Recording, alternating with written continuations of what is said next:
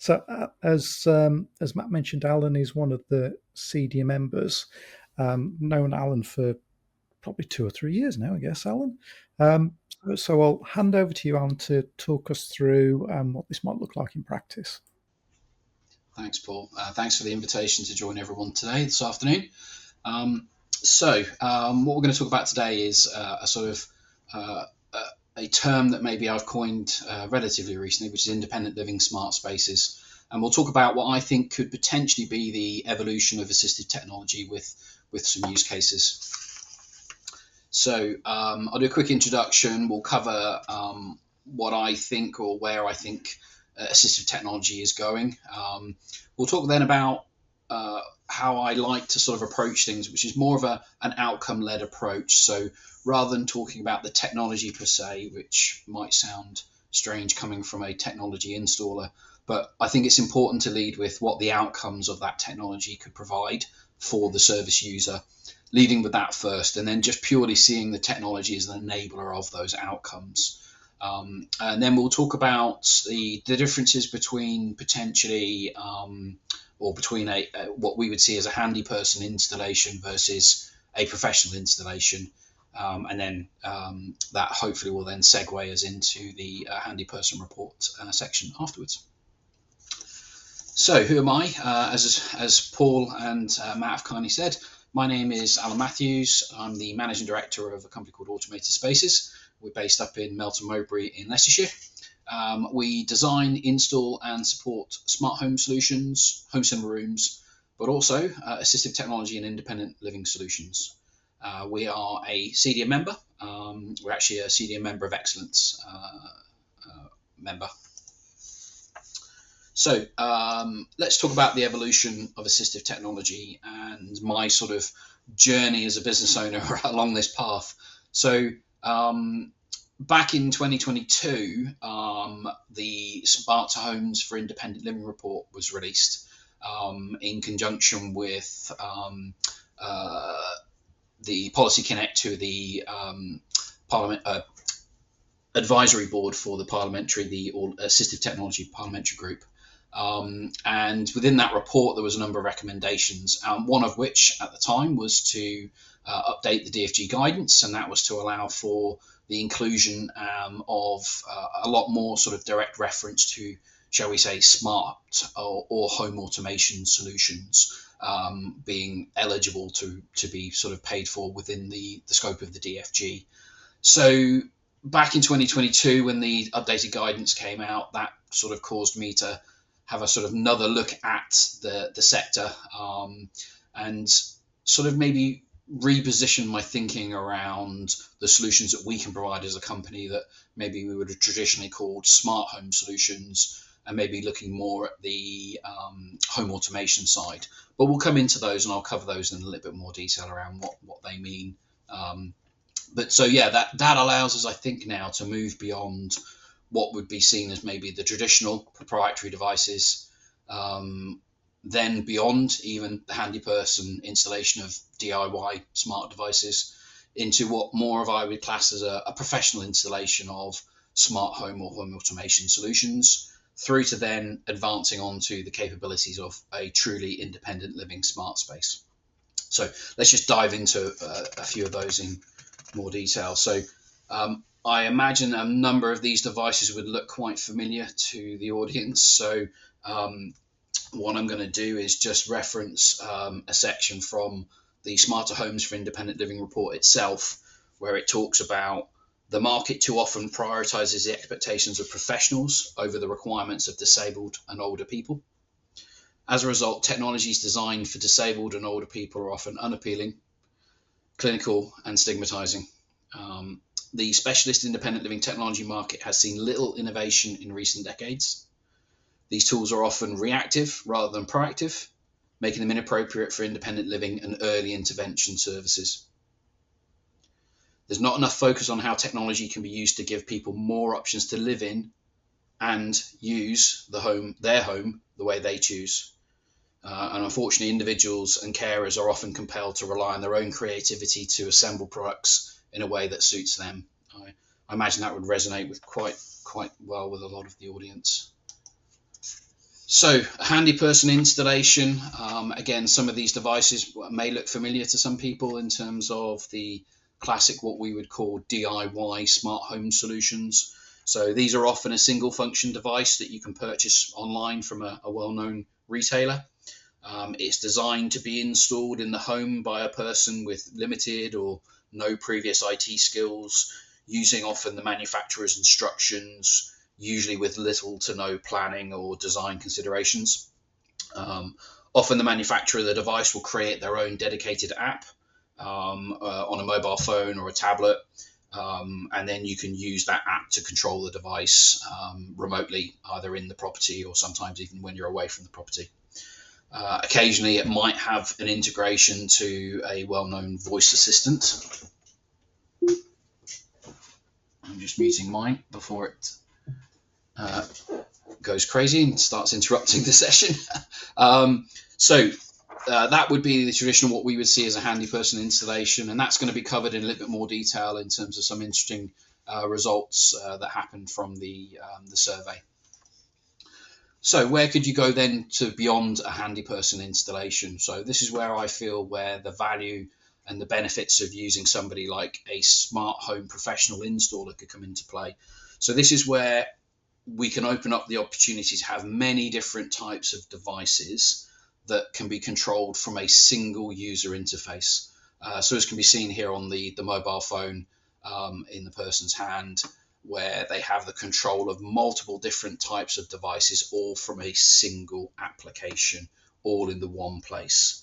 And smart home or home automation, it's got a traditional history, nearly 20 years now, of making things move within the home. So be that motorized doors, garage doors, windows, blinds, all of these types of things. So there's a traditional history of making things move around within home automation.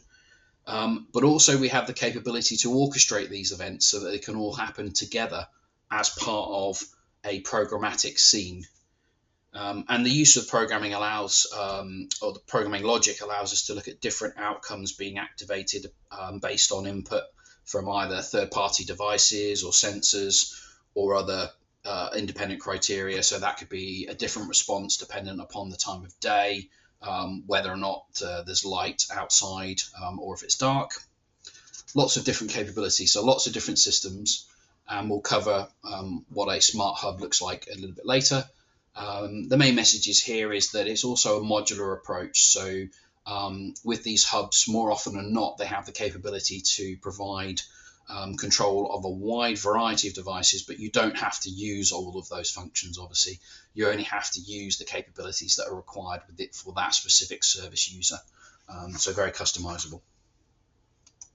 Through to then what, as I mentioned, we're coining a independent living smart space. So this is taking all the capability of the home automation functionality, combining that potentially with a connected care option where we can provide some monitoring. But not only do we just do monitoring, but we can also then, in response to alerts or events happening within the home, we can actually also then trigger reactions within the home, whereby we can try and get the person perhaps to help themselves with a little bit of assistance in the first instance. So we're moving away from this idea of everything's an alert to somebody else for them to step in.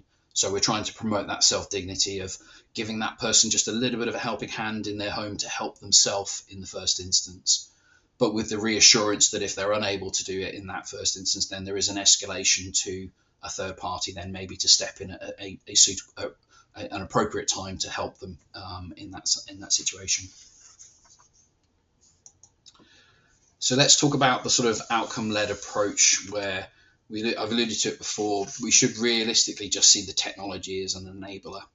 So what we've been doing, and I think on the Foundation's website, the pages are now live for the home automation section where you can go and read the details. But we've come up with a couple of example case studies of how the technology could help two different specific personas. The reason being is we wanted to sort of try and lead with more of what the actual practical outcome could be. So in the first situation, we've got Peter. So Peter, at night time, Peter will get out of bed. He wanders around in the home in the dark, risking trips and falls. He doesn't turn on the lights as he gets sensory overload, which causes him anxiety and aggression. When this happens, he goes to the bathroom, filling the basin with cold water to splash in his face, which seems to calm him down. The difficulty here is he'll leave the plug in and the tap running, leaving the room getting distracted. This causes flooding in the bathroom, leaking through to downstairs. As a result, Peter often tries to escape, opening windows or doors, entering the garden to scale the walls or fences. He has on numerous occasions injured himself while falling onto hard surfaces when jumping over the other side of the boundary. If he escapes via the front door, he runs a risk of going into the road, putting himself and others in danger. There have been several near misses where vehicles have had to mount the pavement to try and avoid him. During these episodes, his parents are often asleep, unaware of Peter's movements. And by morning, there's panic, distress, often with the emergency services in attendance. So how could home automation help Peter? So what we're creating is we're trying to move towards, as we talked about, this outcome-led approach. So here we can see in terms of we're creating some outcomes for Peter and also for Peter's carers as well, because we want to be mindful of the positive outcomes that home automation could have for potentially the carers as well. So what we're trying to do here is give you a tool set whereby you can look for your desired outcome and then be able to marry that up to a potential technology that can help. So if we go through and talk about some of the outcomes for Peter, well, since installing the automated solutions, the improvements in safety and independence and his family well-being have been profound. So what have they been? Well, freedom and independence for Peter. So motion sensors and designated safe zones have been created, which enable Peter to move freely within the home or garden, allowing his family to monitor his location discreetly. With dimmed lighting, Peter can now navigate his home at night without sensory overload, so significantly reducing his risk of falls. And we have prevention of flooding, and obviously the cost savings associated with that by the use of water sensors, water leak sensors with shut-off valves, which have completely eliminated the flooding in his bathroom, saving obviously substantial repair bills for the and redecoration costs. And their kitchen, once heavily damaged by leaks, now has been beautifully restored. Hopefully it will stay that way for a long time. We have enhanced safety monitoring, so through various different devices like contact sensors or CCTV with motion alerts and virtual line crossing. Peter's parents can now track his activities at night without being intrusive. So offering them peace of mind, but also giving Peter his own space. The family now can respond immediately to prevent him from harm, even speaking to him through an integrated device to reassure him and keep him calm if needed. So what do some of those devices look like? Well, we're starting to see an emergence now of a new type of sensor, which you can see on the screen is a radar-based technology. So we're moving away from just infrared. So there you can see in terms of there's a graphic where two children are bouncing a ball between them. And there on the right of that image in the grey box, you can see the representation of what the radar is picking up.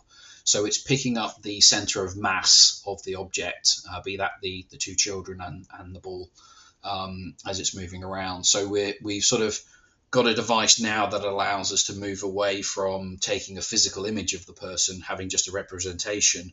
So it allows us to put it into maybe those more sensitive spaces. So places like bedrooms or en suites where you certainly wouldn't want something like a camera, but maybe a motion sensor isn't the a normal traditional motion sensor based on infrared isn't the solution, because usually with a period of non-movement you disappear from that sensor and it can no longer see you. Through to obviously one of the classic things that home automation has been doing for a very long time, which is the control of lighting. So the ability to control your lights either from keypads or switches on the wall, through to your mobile phone, through to your voice, or as in Peter's solution, because we have a sensor that can monitor him exiting his bed, we can then trigger the lights automatically. And again, because the smart home hub knows the time of day when that is happening, we can then trigger the lights to turn on at a set value. So we could have a dimmed value at night versus late at night versus a slightly higher intensity of light say at an earlier period in the evening when it's dark.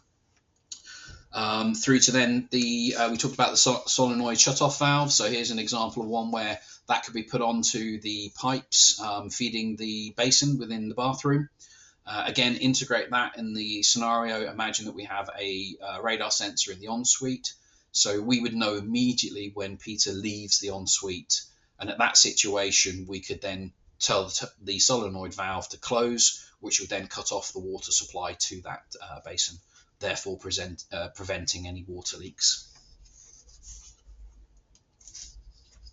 So as we talked about there, we can see an example of some of the different types of smart hubs that we have. The main thing there to take away is the different form factors. So there's lots of different sizes, and again, it's usually dependent upon the number of devices within the home that we're looking to connect to it and manage. So we don't need every home to look like a data center with lots of servers and devices attached within them. We can have a simple little hub that can sit on the side and control a smaller number of devices, say either in key strategic rooms or a small number of devices spread across the whole property. Through to then things like a water leak sensor. So there you can see it on the top right. So that could be placed, say, underneath the basin, which would allow us to receive an automatic alert if there is some water that's spilled onto the floor. Through to contact sensors, which could be fitting on windows and doors, so we know once a window or door has been opened.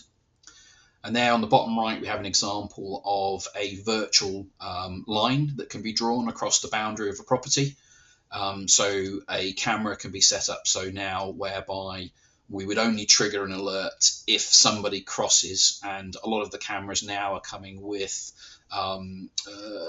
the programming within inside them now where they're moving beyond normal motion recognition to actually being able to tell that it's a person that's walking in through. So if a leaf blew across the driveway, that wouldn't trigger the alarm. Whereas if a person walks across the driveway, then that would trigger the alarm.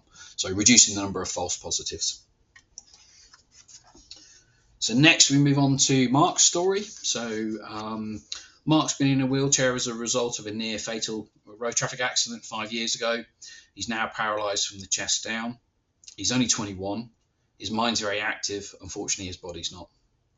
He finds it so demoralising and frustrating he's unable to do even basic tasks like opening or closing windows and blinds, controlling the lights and heating.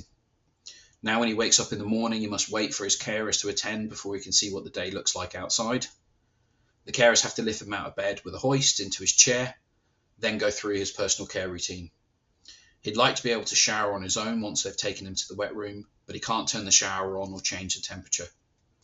When the carers have left, he would like to be able to open a window and see who's at the door, control the lights, maybe play some music. He takes a nap in the afternoon, but can't close the blinds when it's bright outside. He's interested in astronomy, so he likes to go out in the garden late in the evening. Whilst he can get outside using a ramp, he can't see where the pathway edge is or where the edge of the decking is, so that's quite unsafe. There have been occasions when his family have forgotten to lock the door after visiting him. Once a neighbour wandered in, scaring the heck out of him. He now feels very vulnerable, not being able to check the front door is locked. At night, he used to read in bed before nodding off. Now, once the carers have put him to bed, he can't adjust the bed or the lights, so he's given up on his bedtime stories.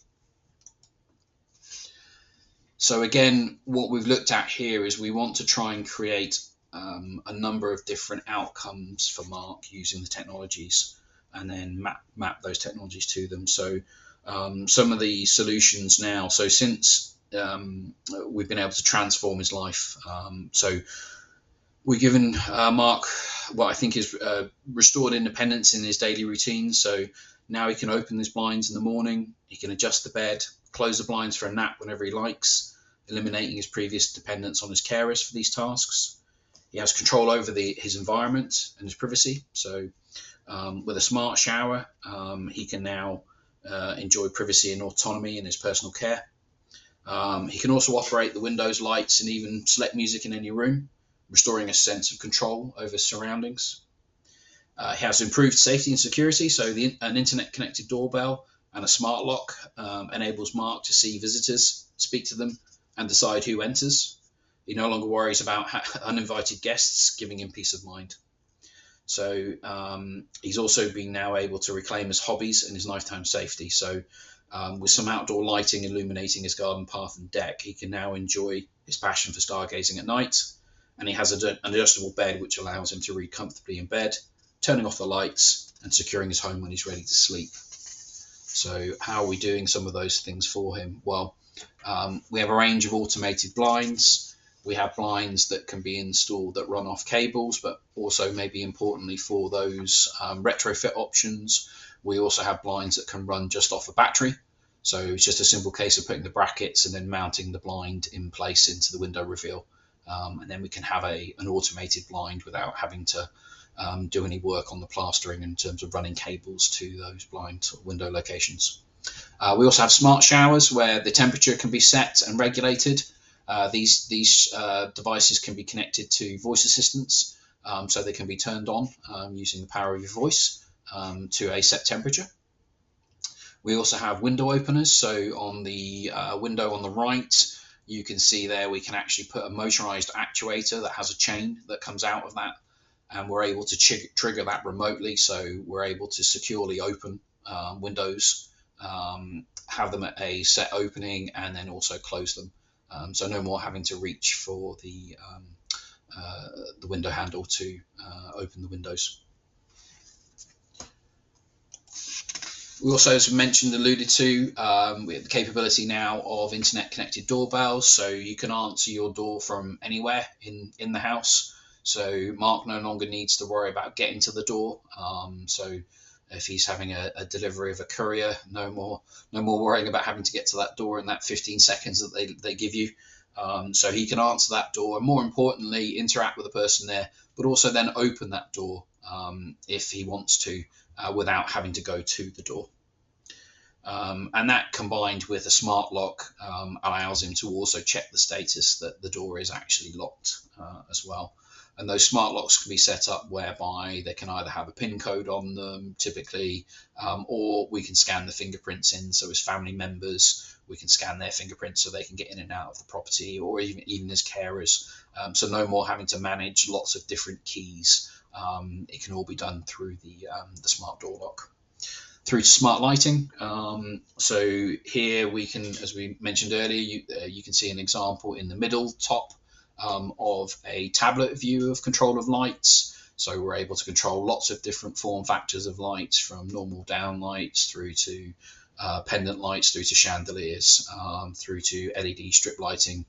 You name it, pretty much we can control them. And through lots of different interfaces, so be that keypads on the wall, through touch screens, through mobile phone applications, or the power of your voice, as well as then multi-room audio.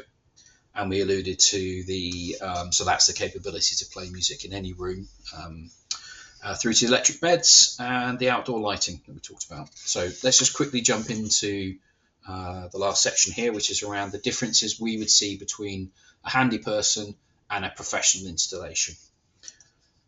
So I think in terms of, as we've alluded to, the DIY, using DIY devices, you have a limited number of devices there.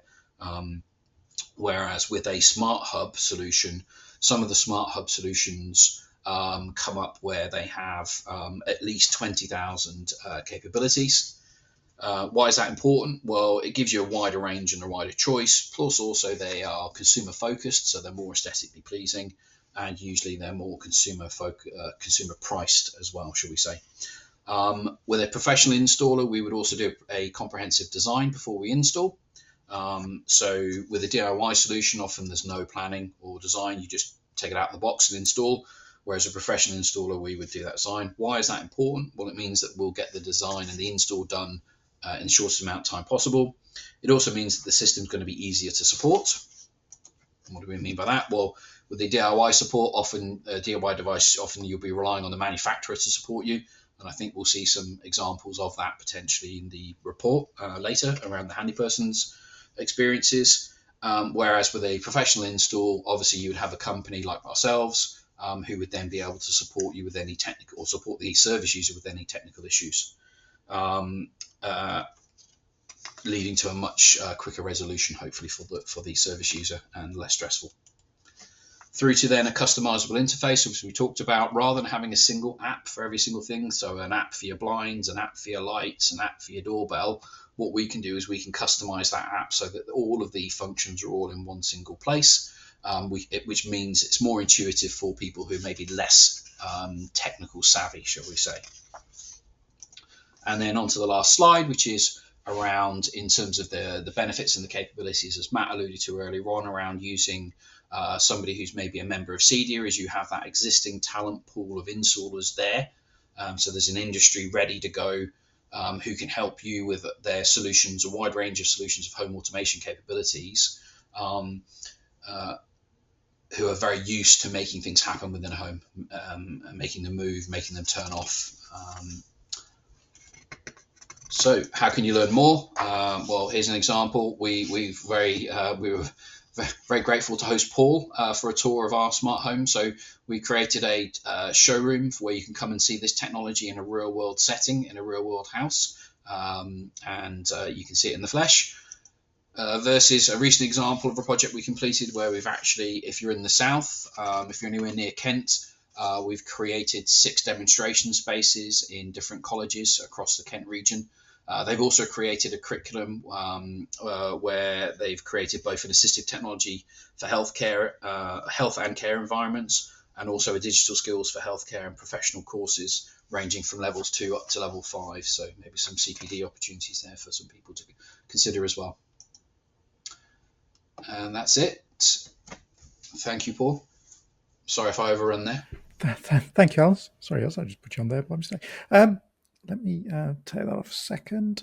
So a couple of questions that came in, and just to flag for people watching that there is a new guide on the Foundation's website, which I think Alan mentioned during his presentation, that includes a lot of the kit that Alan talked about today. So if you want to find more details, the link's already in the chat, but there's kind of brand new guide there, including the 2 case studies that Alan mentioned. So a couple of questions from the audience. Alan, if got a couple of minutes. So Alexandra was asking, what does a smart shower do as opposed to a dumb shower, I guess? Yeah, so it's the capability to be able to switch it on remotely, but also you can set the temperature beforehand. I every time I stand underneath my shower whilst I'm in the cold water waiting for it to warm up, I always go, I should get one of those smart showers so I can avoid this. But also, quite importantly as well, it means that you can avoid the risk of scalding, because you can make sure that the temperature isn't too high before you get into that. So it's the remote ability to turn it on and off without having to get underneath and actually turn the dial, and also then to be able to set the temperature on that shower. And another one from Alexandra. So in terms of window openers, sash and tilt and turn windows, are there options for those, or is it more just for your casement windows? It's more traditional on the casement windows, yeah. There may be some unique bespoke ones out there.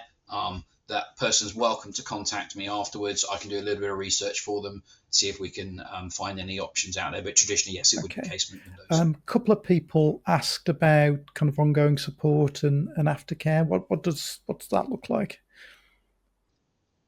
Yeah, without trying to avoid answering the question, every sort of installer would approach support differently. So it would be dependent on which company you are talking to that are doing the install.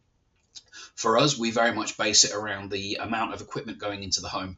So if there's only a few devices going in there, it would be a very small support charge, versus if we were doing a large home with lots of systems and capabilities in there, then that support would be slightly more. It also factors around things in terms of, we would include things like a proactive visit. So maybe once a year or twice a year, we'd send an engineer out to do some maintenance. So doing updates and patches and fixing the software and talking to the service user to see if there's any enhancements they need. So it's things around looking on that, but we can tailor packages around that to try and minimize the costs. But we would always say to people that it should be something you should be aware that there will be a cost, because you don't want to fall into the trap of thinking these things can go in without some form of support, because invariably, as we all know, most tech needs some help or some support. And Lisa was asking about, I mean, I guess these are kind of relatively new and relatively few and far between, but is there any research going on in terms of um, kind of the cost benefit of smart measures as opposed to kind of alternative support and care costs that you're aware of? We're aware of some recent research that's come out around using smart hubs for people with severe disabilities.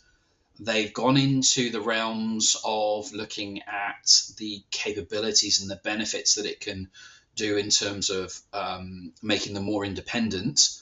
That next step of then doing an analysis around comparing it and creating some form of maybe like sort of return on investment calculations. We haven't, I haven't seen anyone do that yet. There are some discussions that we've been having with a couple of entities around maybe potentially looking at that. But yeah, it's a good question. Now we're seeing, you know, if you start comparing the costs of care home um, uh, stays, obviously those can be, you know, very substantial. So, but then yeah, it's factoring in things like care, the cost of a GP visit, the cost of a hospital visit. You know, a lot of it also we're trying to do is preventative. So we'd rather prevent a fall rather than having to deal with a fall that actually happened and, you know, all the costs associated with that. But it's something that certainly watch this Because I space. think kind of the particularly the cases where you probably want to kind of professionally involved tend to be people with kind of more profound disabilities and more complicated cases. So it's probably less. Well, it's certainly more difficult than things like showing the benefit of a level access share, where you're doing lots and lots of them, and they're kind of for less, usually for kind of less profound needs. So I think it's probably more complicated area to kind of work out the payback. And if you're keeping somebody, I mean, probably on a case by case basis, you could easily make the case that if you're keeping somebody at home with lower levels of support than they would have in residential care, then I'm sure on a case by case basis, this sort of thing would be relatively easy to work out the costs of. Yeah, and you know, I'm very happy if that person wants to reach out to me if they've got a specific example in mind. Happy to work with them around some potential costs, and we can work out in terms of the potential savings with them as well. And one last one, Alan. So you kind of mentioned the show house, and I came to visit you probably 2 or 3 years ago. So if anybody else wants to visit, it's Leicestershire way, isn't it? Yeah, it's Melton Mowbray. Yeah, get in contact with me. More than happy to host. We, as I mentioned too, we've also got those spaces now down in Kent as well. So if there's anyone in the southeast, we could potentially arrange with the colleges for somebody to go in there and see. And we've got quite a wide range of solutions in there based around three different persona examples. So somebody living at home with dementia, care home settings, and then also supported housing. So somebody with severe OCD. So there's lots of different examples of technology and use case examples. Again, very much outcome led, based in those demonstration spaces as well. Great. Well, thanks for joining us today, Alan. If you're happy to hang on a bit, it looks like there's a few more comments coming into the chat box. But thank you again for joining us today, and thank you for your support with developing the guide. I think it'll be very useful for people. Thank you.